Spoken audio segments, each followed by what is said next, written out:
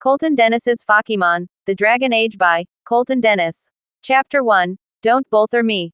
Brooke Moody, Marcus Lucas and Ribbon Dennis appear walking. I still can't believe you beat the Dark Gym leader. Dark types are hard to beat, said Marcus. I know that, but I knew I could be able to beat him. Ribbon looks at Brooke. Brooke looks away. Are you all right, Brooke? Asked Ribbon. Fine, I'm just fine, said Brooke. You know if there's something wrong. You could always tell me, said Marcus. I said, I'm fine, said Brooke walking ahead. What's up with her? Asked Marcus. I don't know. She hasn't been herself since we left Dirkville, said Ribbon. Maybe I could cheer her up. Are there any flowers around here? Asked Marcus. Sometimes flowers don't work, said Ribbon. But talking does. I'll catch up to her, said Marcus running ahead. Wait, Marcus, said Ribbon following behind. Brooke continues walking. Marcus approaches Brooke. Hey Brooke, what's wrong? You could tell me, said Marcus. No, I can't, said Brooke. Yes you can. We're friends, remember, said Marcus. I can't tell anyone this. It's a secret, said Brooke. You know, sometimes talking about it could help your situation, said Marcus putting his hand onto Brooke's shoulder. Brooke looks up at Marcus, sees Ribbon approaching then moves her hand away. Like I said, I can't talk about it, said Brooke starting to walk. Brooke, said Marcus. Listen, don't bother me all right, said Brooke walking down a path. Ribbon taps Marcus's back. She just needs time. Let's let her cool off, said Ribbon. Yeah, I just wished I knew what was wrong, said Marcus. You will, in time, said Ribbon looking down the path. Brooke continues walking, stops, leans against a tree, slides down it, sits onto the ground then starts crying. A twig snaps. Don't bother me, Marcus. Another twig snaps. Brooke looks up. Don't play games with me guys. You know I hate them. A third twig snaps. Brooke stands up. Marcus. Ribbon, is that you? Asked Brooke. The bushes are shaking. Brooke looks at the bushes then slowly walks backwards. Bolther appears behind Brooke then it growls. Brooke slowly turns around. Both Marcus and Ribbon are pacing. Where is she? Asked Marcus. She'll be coming, said Ribbon. Screaming comes from the distance. That was Brooke, said Marcus. Both Marcus and Ribbon run down the path. Bolther swings its paw at Brooke.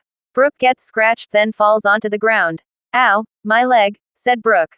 A black light appears then forms into Lunar. Lunar, said Lunar. Lunar, no, get back into your ball, said Brooke. Lunar is standing in front of Bolther. Bolther growls then swats Lunar. Lunar goes into a tree then it goes limp.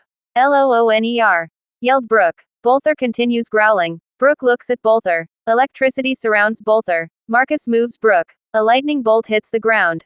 Go feline. An orange light appears then forms into feline. Feline roars. Bolther growls. Feline, use flamethrower. Feline blows fire from its mouth. The fire hits Bolther. Bolther goes into a tree then it whines. Nice shot. Bolther growls then stands up. Uh-oh, said Ribbon. Bolther runs at Ribbon then jumps at him. Mamba wraps around Bolther. Bolther whines. Mamba, use poison bite now. Mamba bites Bolther. Bolther whines a third time. Mamba unwraps itself from Bolther. Bolther slowly running away. Are you all right? Asked Marcus. Yeah, thanks, said Brooke. Are you feeling better? Asked Ribbon. Not really, said Brooke. Well, it won't come back, said Marcus. That's not why she's upset Marcus, said Ribbon. No, then why? Asked Marcus. Because she promised to keep the secret of me losing to the Dark Gym leader, said Ribbon. But, the badge, said Marcus. He gave it to me. Because I'm his nephew, said Ribbon. That's why. Don't be, I understand, said Marcus. Brooke smiles. Marcus helps Brooke stand up. Let's get to the next town. So you could actually beat the leader, said Marcus. Chapter 2. Laura Tinney. Brooke is feeding Lunar. Marcus approaches Brooke. So, how's your Lunar doing? Asked Marcus. Doing well. He healing from the swat that Bolther gave her, said Brooke. Well that's good. If it needs anything, let me know, said Marcus. I will, said Brooke. Marcus walks away. Brooke smiles. Ribbon appears to be running in the distance. Both Dogfoosh and Feline are chasing Ribbon. Dogfoosh jumps onto Ribbon. Ribbon laughing then pets Dogfoosh. Feline licks Ribbon. Mamba appears sleeping. Garnivorous appears jumping in the stream. What a beautiful view this is, said Brooke. Sure is, said Marcus staring at Brooke. Brooke looks at Marcus. Both Brooke and Marcus smile. Ribbon approaches. Man, we're having so much fun, said Ribbon. Glad you are, said Brooke. You should also practice to face the next gym leader, said Marcus. Yeah, but we're having too much fun, right guys? Asked Ribbon. Dogfoosh barks. Feline roars lowly. Garnivorous looks then sees a figure in the woods. Garnivorous, said Garnivorous. Mamba wakes up, looks at the woods then hisses. Both Dogfoosh and Feline look at the woods then they growl. What is it guys? Asked Marcus. All three look at the woods then see a figure standing in them. Hello, may we help you with something? Asked Ribbon. You're not supposed to be here, said female voice number 1. We're not on anyone's property. This is public, said Marcus. No, you stepped onto my property. And I don't like intruders, said female voice number 1. Then we'll leave then. And we'll keep going until we're off your property. Come on, guys, said Ribbon. You can't leave. Since you saw me, we now must battle, said female voice number 1. I would battle you, but I need to rest my Fakémon for their next battle with the gym leader. Over in the next town over, said Ribbon. You mean, the dragon leader? Asked female voice number 1. Yes, said Marcus. Well, you don't need to wait then. Because I'm one of the leaders, said female voice number 1 taking off her hood. Laura Tinney appears. Aunt Laura, said Ribbon. Hello Ribbon. Now, I suggest you pick your Fakémon. Because we're about to battle, said Laura. All right, then I pick Garnivorous, said Ribbon.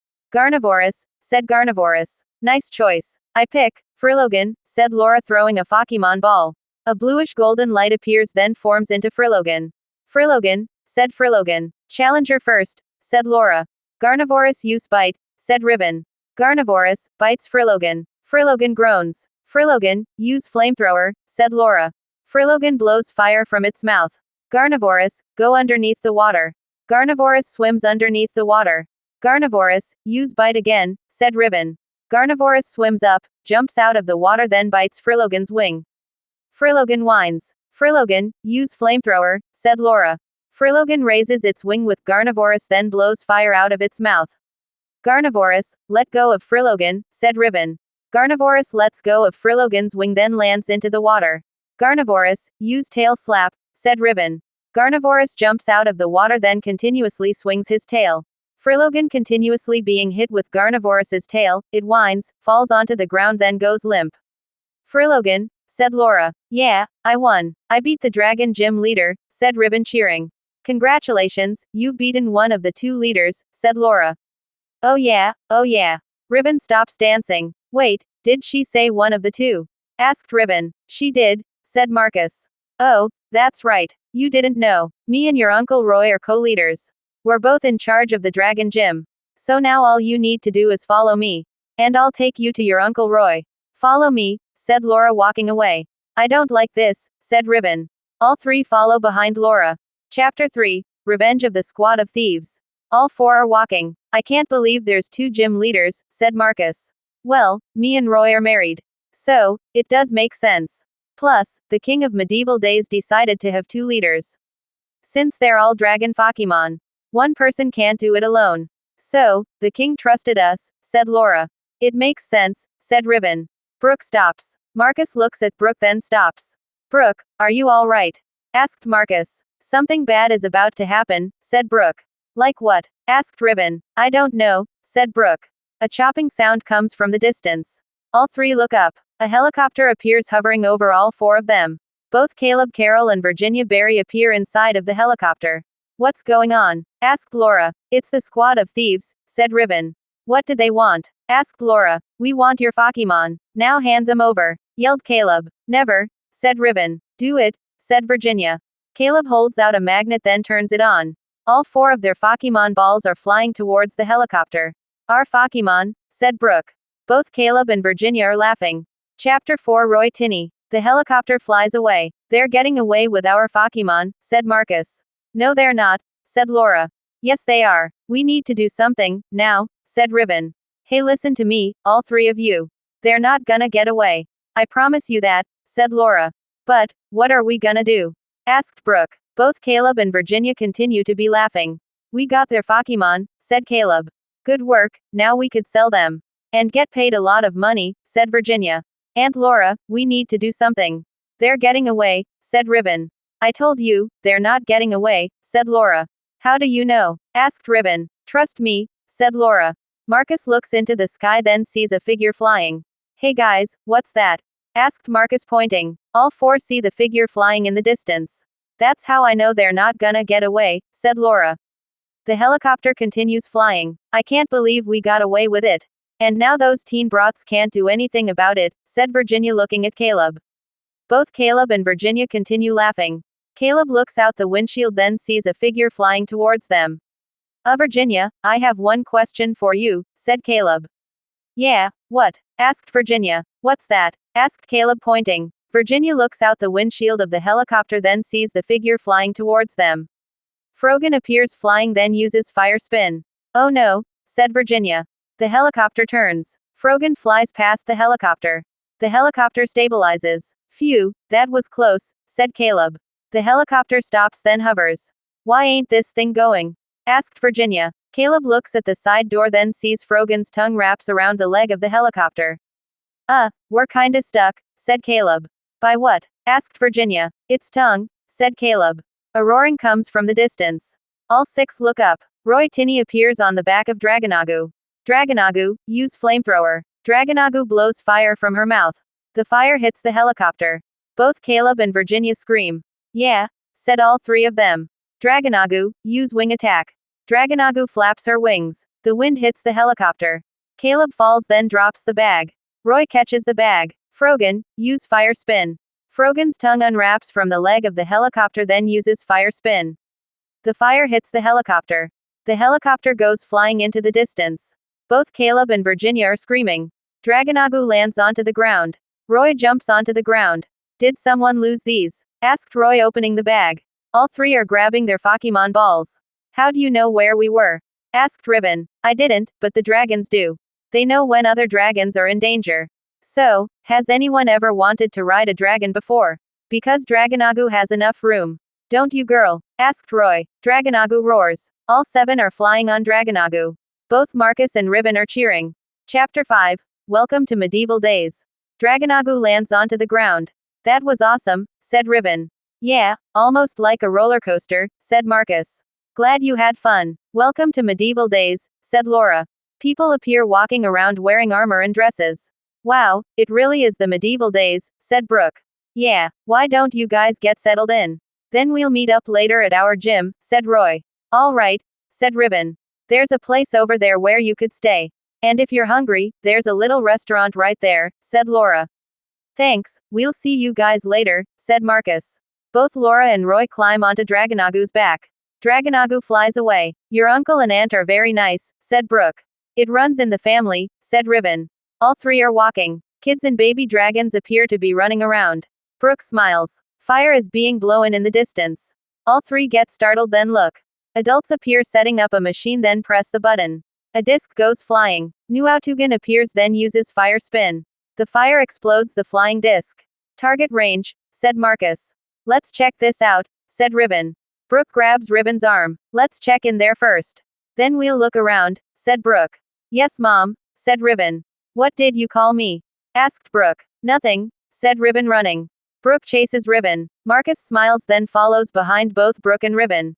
A scaly gym appears. This is their gym? Asked Marcus. I guess so. This is the way they told us to come, said Brooke.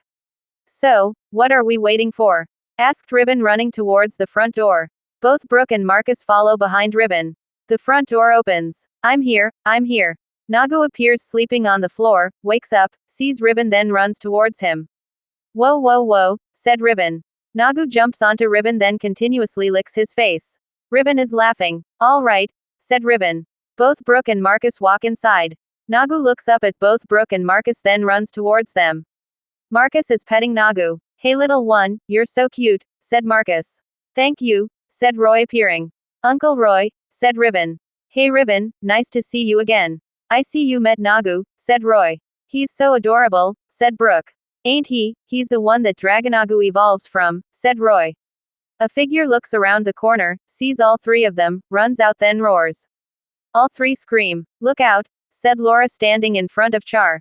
Char appears then roars. No Char, these are friends. Friends Char, they're with use, said Roy.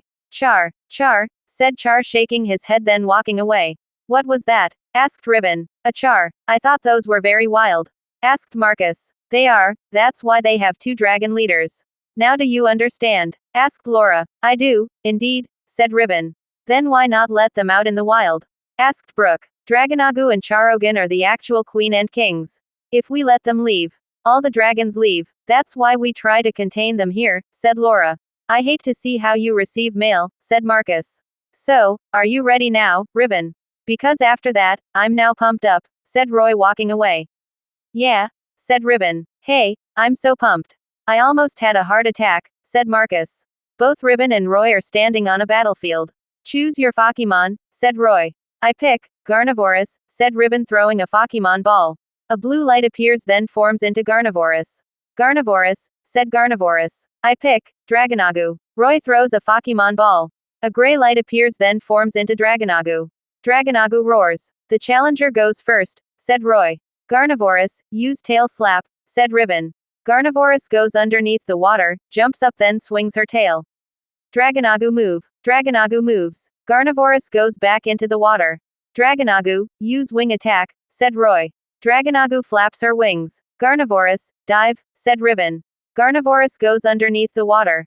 The wind is blowing fast. Ribbon falls onto the floor. Ribbon, are you all right?